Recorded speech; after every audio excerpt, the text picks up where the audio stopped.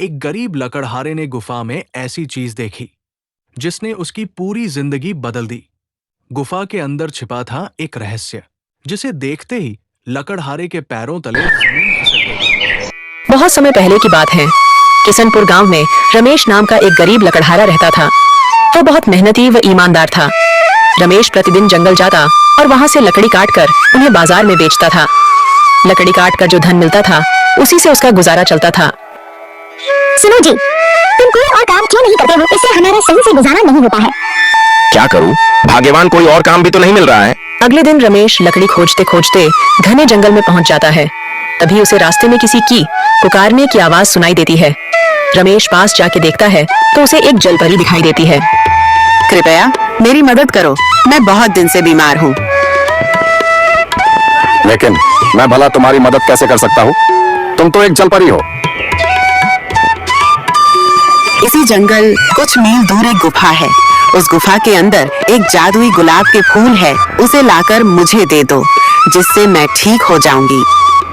रमेश जलपरी की बात मानकर उस जादुई गुलाब की तलाश में चल देता है। कुछ समय चलने के बाद वह उस गुफा के पास पहुंच जाता है। रमेश गुफा के अंदर जाता है।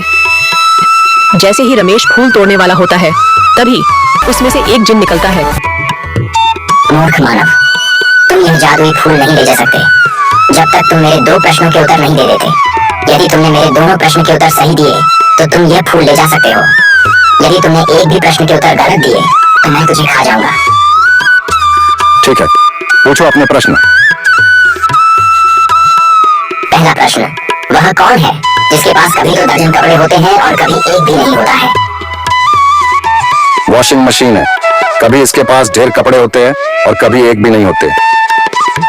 बिल्कुल सही उत्तर। दूसरा प्रश्न, वह क्या है जो है तो सोने की मगर सोने से भी सस्ती है? रमेश कुछ देर सोच में पड़ जाता है। इसका उत्तर चारपाई है।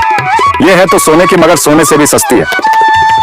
तुमने मेरे सभी प्रश्नों के उत्तर सही दिए हैं। अब तुम यह फूल ले जा सकते हो। यह कहकर जिन वहां से चला जाता है। रमेश फूल लेकर सीधे जलपरी के पास जाता है। जलपरी और जलपरी, लो अपना जादुई फूल। जलपरी रमेश को मदद के बदले में उसे सोने के उपहार देती है और वहां से चली जाती है। रमेश उन सोने के सिक्कों से अमीर हो जाता है। फिर वह अपना जीवन हंसी खुशी से गुजारने लगता है। ऐसी और भी मजेदार कहानी सुनने के लिए लाइक करें, सब्सक्राइब करें, बेल आइकन को ऑन करें ताकि सबसे पहले नोटिफिकेशन आपके पास आए। आपका बहुत बहुत धन्यवाद।